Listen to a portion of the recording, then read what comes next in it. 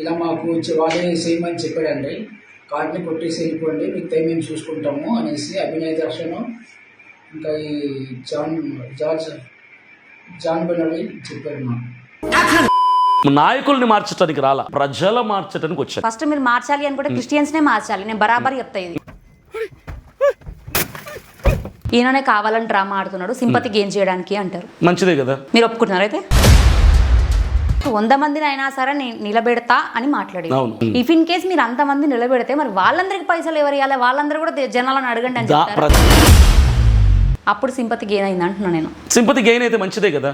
అదే దానికోసమే కదా మీ ప్లాన్. పబ్లిసిటీ స్టంట్ లాగానే అనిపిస్తుంది. బైబుల్లో మీరు రాజకీయాల్లోకి వెళ్ళాలి, వెళ్తే మంచిది అని రాసిందా? ఇప్పుడు గెలుస్తా అన్న ప్రయత్నమే నేను చేస్తాను. అంటే ఇట్లా మాటలు మాట్లాడి యూట్యూబ్లో అన్నిట్లలో కూడా ఇంటర్వ్యూ ఇచ్చేసి మనకు ఒక ఫేస్ వాల్యూ క్రియేట్ చేసుకుంటే ఇచ్చేస్తారని అనుకుంటున్నారేమో.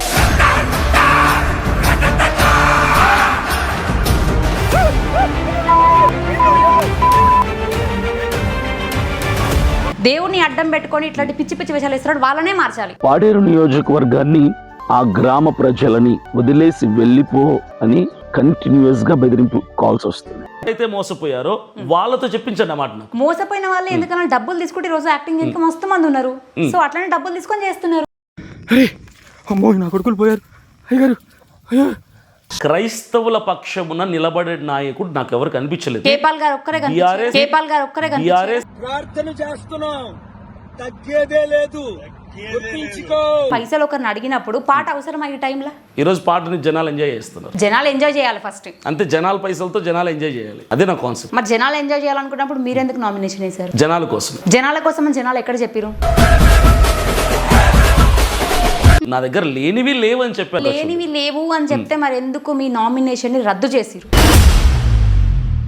అబద్ధపు కంప్లైంట్ ఒకటి పుట్టించి అబద్ధపు కంప్లైంట్ ఇస్తే అది కూడా ప్రూఫ్స్ లేకుండా ఎవరు యాక్సెప్ట్ చేస్తారు వాటిని? అంటే చిన్నపిల్లలు కాదు కదా. ప్రూఫ్ ఏం లేకుండా అక్కడ మిమ్మల్ని ఎందుకు రిజెక్ట్ చేశారు అని మీరు అడగలేదా? అక్కడ ఖచ్చితంగా అడిగాం. ఏమన్నారు అప్పుడు వాళ్ళు? కంప్లైంట్ చేసుకుని పోలీసు వాళ్ళకి అన్నారు. చేశారా? నేను చేయలేదు. ఎందుకు చేయలేదు? మళ్ళీ పైసలు పెట్టాల్సి వస్తుంది కాబట్టి. ఆల్రెడీ మీకు పైసలు చాలా వచ్చినాయి. చాలా పైసలు వచ్చినాయి. చాలా పైసల్లో సగం పైసలు ఖర్చు పెట్టేసాం ఆల్రెడీ. దేనికోసం? అడ్వాన్స్ ఖర్చు. నేను ప్రెస్ మీట్ పెట్టి అరిచిపోయిన వ్యక్తి నేను కూడా. యూట్యూబ్లలోనే మాట్లాడుతున్నా. మీది కాన్ఫిడెన్స్ అనాలా, ఓవర్ కాన్ఫిడెన్స్ అనాలా? హోదాలో ఉన్నప్పుడు డెఫినెట్ గా హిందువుల పండుగలు వస్తే అటు పోవాలి, సంక్రాంతి పోవాలి, ఏదైనా పోవాలి, పార్టిసిపేట్ చేస్తాం, చేయాలి. అప్పుడు ప్రసాదాలు పెడితే తినాలి. తినను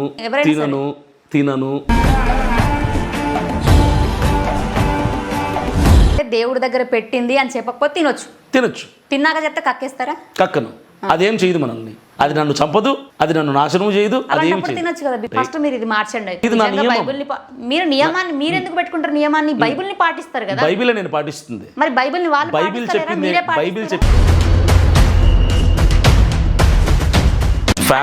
చిన్న ఇష్యూస్ ని కూడా పబ్లిక్ లో పెట్టుకొని పరువు తీసుకోవడం అవసరమా? మీరు చెప్తూ వచ్చారు మిమ్మల్ని ఒక్కరినే రిజెక్ట్ చేసుంటే నిజంగానే ఇది రాజకీయ కుట్ర అని నేను అంటుండే. కానీ మీతో పాటు 120 మందిని రిజెక్ట్ చేశారు. మరి వాళ్ళది కూడా కుట్రనేనా? అసలు ప్రజలకు ఇప్పుడు ప్రెసెంట్ ఏం లోటు ఉందని మీరు అనుకుంటున్నారు? అన్ని లొట్టలే తప్ప ఏమీ లేవు. అంటే ఇప్పటి వరకు ఉన్న పొలిటీషియన్స్ ఎవరు ఏమీ చేయలేదంటారా? ఏమి చేయట్లా. ప్రభుత్వం ఇచ్చే డబ్బుని దాచుకొని మీరెళ్ళి కూడా దోచుకుంటారేమో. ఎందుకంటే మీకు కూడా ఆస్తులు ఏమి లేవన్నారు కదా, మీరు కూడా కూడబెట్టుకుంటారేమో. మరి ప్రజలు డబ్బు ఇవ్వకపోతే ప్రభుత్వం కూడా స్తంభించిపోతుంది. గవర్నమెంట్ నడవాలి అంటే ప్రజలు డబ్బు ఇవ్వాలి. ప్రజల డబ్బు తీసుకొని సూపర్ 6 అంటాడు ఒకడు, నవరత్నాలు అంటాడు ఒకడు, ఫ్రీ బస్ అంటాడు ఒకడు, ఫ్రీ పెట్రోల్ అంటాడు ఒకడు. ఎలక్షన్ నుంచి మిమ్మల్ని తప్పిస్తే వాళ్ళకు వచ్చే లాభం ఏంటి? 35,000 ఓట్లు వస్తాయి. నేనుంటే 35,000 ఓట్లు పోతాయి. నేను గెలవను. ఓట్లు చీలిపోతాయి అన్నటువంటి భయం. వీడు క్రైస్తవుల ఓట్లే చీలుస్తాడు అనుకుంటే సామాన్య ప్రజల మిగిలిన వర్గాల కమ్యూనిటీ వాళ్ళ ఓట్లు కూడా చీల్చేలాగా ఉన్నాడని చెప్పి వాళ్ళు భయపడ్డారు.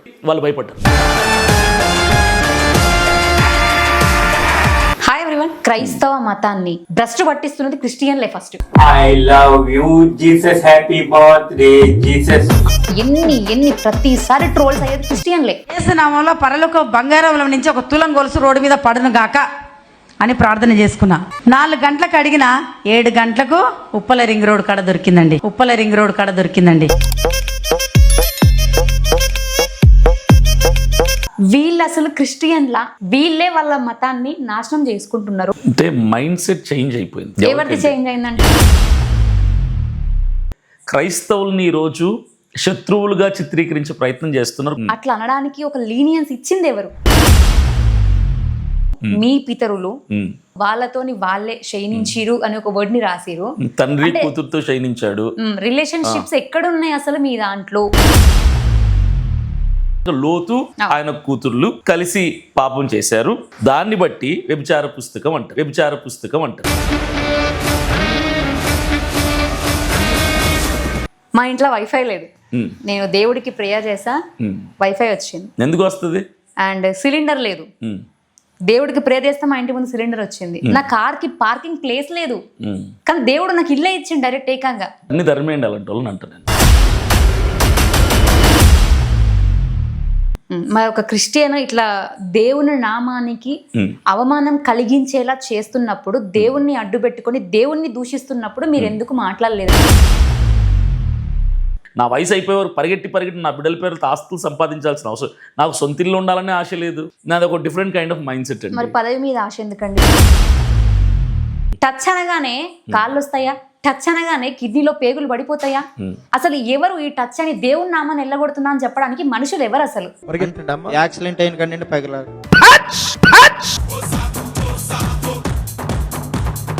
ప్రజలు ఏంటి, దేవుడు గొర్రెలతో పోల్చాడు క్రైస్తవుల్ని. గొర్రెలము, మేమంతా గొర్రెలం. నేను కూడా ఏదైనా అయితే పరలోకానికి వెళ్తారా నరకానికి వెళ్తారా? క్రిస్టియన్లు అంటే ఏం చెప్తారు? పోనీ మీరే చెప్పండి, మీరు పరలోకానికి వెళ్తారా నరకానికి వెళ్తారా? ఖచ్చితంగా పరలోకానికి వెళ్తానని అనుకుంటున్నాను. ఎప్పుడైతే బాప్తిసం తీసుకున్నారో అప్పటి నుంచి ఒక అబద్ధం ఆడలేదు, ఒకరిని మోహపు చూపుతో చూడలేదు, నరదృష్టి అని చాలా మాట్లాడతారు కదా బైబిల్లో. సో అట్లాంటివి ఏవి చేయలేదు అంటారా అసలు మీరు? నేను 16 సంవత్సరాల వయసులో బాప్తిసం తీసుకున్నాను.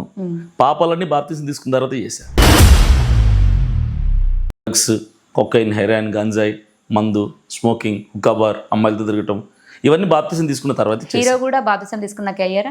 హీరో కూడా బాప్తిసం తీసుకున్నాక అన్ని బాప్తిసం తర్వాత చేశాను. అసలు ఏం జరుగుతుంది? ఏదో కుట్ర అని చెప్పి టైటిల్ కూడా నేను చూస్తూ వస్తున్నా. అసలు ఆ కుట్ర ఏంది, దాని వెనకాల ఎవరున్నారు కనుక్కుందాం. నమస్తే. మీకు పాస్టర్ గారికి గొడవ ఏంటి అసలు అజయ్ పాస్టర్తో? చాలా మైనర్ ఇష్యూ. ఫ్యామిలీలో చిన్న ఇష్యూస్ ని కూడా పబ్లిక్ లో పెట్టుకొని పరువు తీసుకోవడం అవసరమా? ఎందుకంటే మీరు నామినేషన్ లో ఉన్నారు కాబట్టి. అది చెప్తాను. మేము అజయ్ కానీ నేను కానీ ఇద్దరం పబ్లిక్ ఫిగర్సే. అయితే నేను ఆ రోజు బంజారాహిల్స్ పోలీస్ స్టేషన్లో ఉన్నప్పుడు సుప్రియ గారికి తెలీదు పాపం. ఆ టెన్షన్లో ఆ బాధలో ఉండి తను ఒక షార్ట్ వీడియో చేస్తూ ఎవరైతే తీసుకొచ్చారో మమ్మల్ని ఎలక్షన్స్లో నిలవడమని చెప్పి, ఆ అజయ్ అన్న కూడా మా దగ్గర లేడు, మాతో పాటుగా లేడు, ఇప్పుడు మమ్మల్ని వదిలేశాడు అని ఆమె బాధలో నుంచి వచ్చిన మాట అది వైరల్ అయిపోయింది. దానికి ఆయన కౌంటర్ చేశాడు. సో ఇక్కడ ఏంటంటే ఒక ఉద్రేకంలో నుంచి వచ్చినటువంటి దొర్లినటువంటి ఒక పొరపాటు అంతే తప్ప అది వాంటెడ్లీ అజయ్ చేయలేదు, వాంటెడ్లీ ఆమె చేయలేదు, వాంటెడ్లీ నేను చేయలేదు. ఇప్పుడు మనం పైసలు ఒకరిని అడిగినప్పుడు పాట అవసరమా ఈ టైంలో? ఖచ్చితంగా అవసరమే. ఈరోజు పాటని జనాలు ఎంజాయ్ చేస్తున్నారు. జనాలు ఎంజాయ్ చేయాలి ఫస్ట్. అంతే, జనాల పైసలతో జనాలు ఎంజాయ్ చేయాలి, అదే నా కాన్సెప్ట్. మరి జనాలు ఎంజాయ్ చేయాలనుకున్నప్పుడు మీరెందుకు నామినేషన్ వేశారు? జనాల కోసం. జనాల కోసం అని జనాలు ఎక్కడ చెప్పారు? ఖచ్చితంగా చెప్తున్నారు జనాలు. అభినయ్ దర్శన్ కావాలి, మాకు నాయకుడిగా కావాలి అని జనాలు కోరుకుంటున్నారు, వెల్కమ్ చేస్తున్నారు నన్ను. కోరుకునే జనాలు ఎవరో ఒకసారి నాకు మెసేజ్ కామెంట్ చేయరా? నేను కామెంట్స్ అన్ని కూడా మీకు కావాలంటే స్క్రీన్ షాట్స్ పంపిస్తాను, మీరు ఆ వీడియో టెలికాస్ట్ అయినప్పుడు అందులో డిస్ప్లే చేయండి. ఓకే.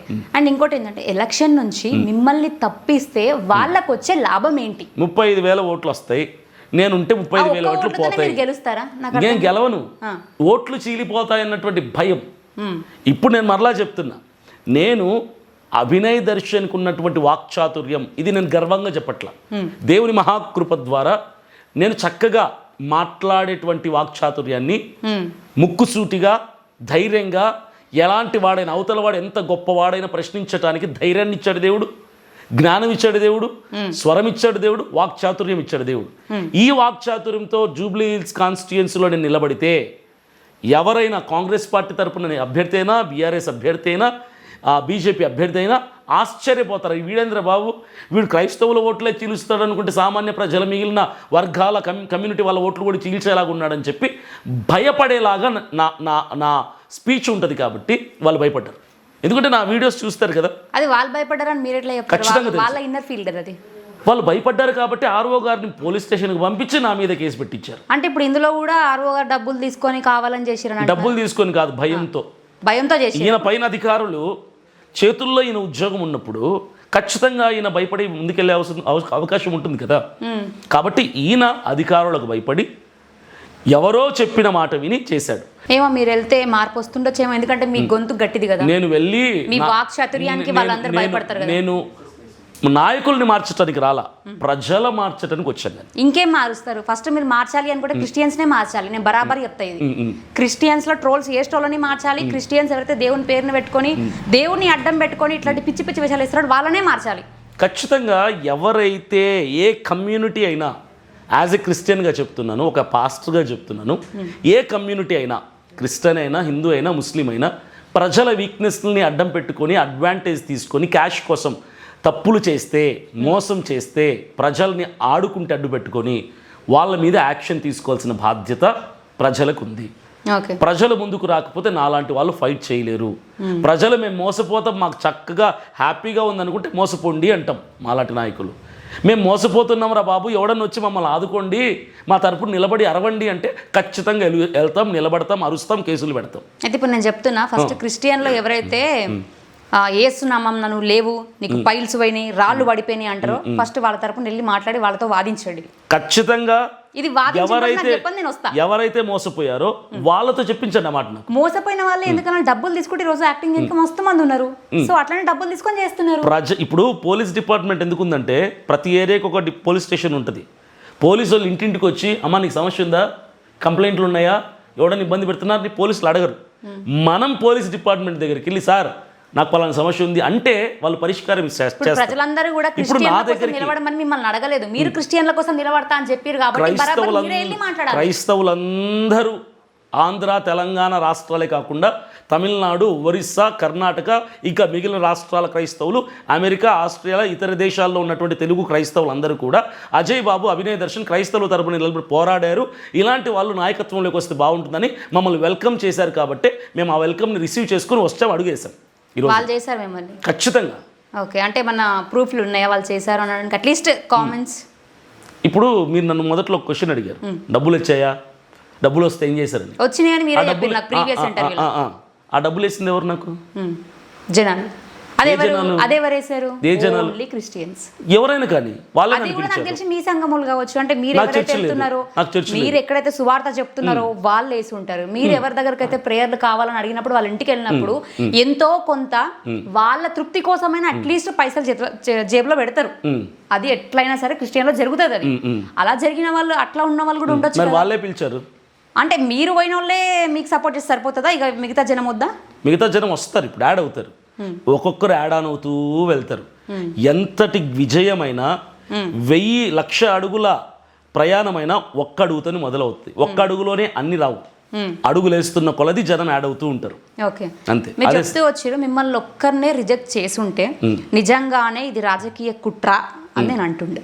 కానీ మీతో పాటు 120 మందిని రిజెక్ట్ చేశారు. 120 మందిలో దాదాపుగా 50 మంది ప్రెస్ మీట్లు పెట్టి కంప్లైంట్ చేస్తున్నారు. కొంతమంది పోలీస్ స్టేషన్లకి వెళ్ళి కంప్లైంట్ చేస్తున్నారు. ఆర్ఓ గారిని సస్పెండ్ చేయాలి అని ప్రెస్ మీట్లలో అరుస్తున్నారు. ఎవరైతే రిజెక్ట్ వాళ్ళు అరుస్తున్నారు,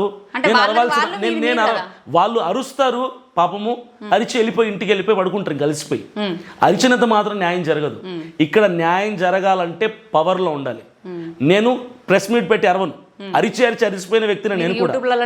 నాకు పవర్ కావాలి.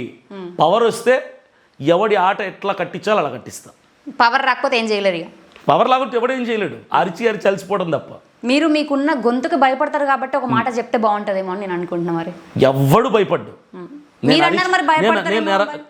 అరిస్తే కాదు, అరిస్తే ఎవడు భయపడ్డు. నేను ఒక ఎమ్మెల్యే క్యాండిడేట్గా నిలబడి క్యాంపెయినింగ్లో నేను ప్రజలకు ఏం చేస్తారో చెబితే ప్రజలు భయపడరు, నమ్ముతారు. నమ్మటం వేరు, భయపడడం వేరు. నిజమైన నాయకుడిని ప్రజలు నమ్మాలి, భయపడకూడదు. భయపడితే నాయకుడు రౌడీ అవుతాడు. కాబట్టి నేను ప్రజల్ని నమ్మించే విధంగా మాట్లాడగలను తప్ప ప్రెస్ మీట్లలో నిలబడి నాకు మోసం జరిగింది, అన్యాయం జరిగింది, నెవర్. అయిపోయినాయి అవన్నీ కూడా. అయిపోయి ప్రమోషన్ తీసుకొని అరవటం పక్కన పెట్టి అధికారముల కోసం ముందుకెళ్తున్నాం. అధికారం చేతుల్లో ఉంటే ఎవడైనా తల ఉంచుతాడు, ఏ అన్యాయాన్ని అయినా ప్రశ్నించవచ్చు అధికారికంగా.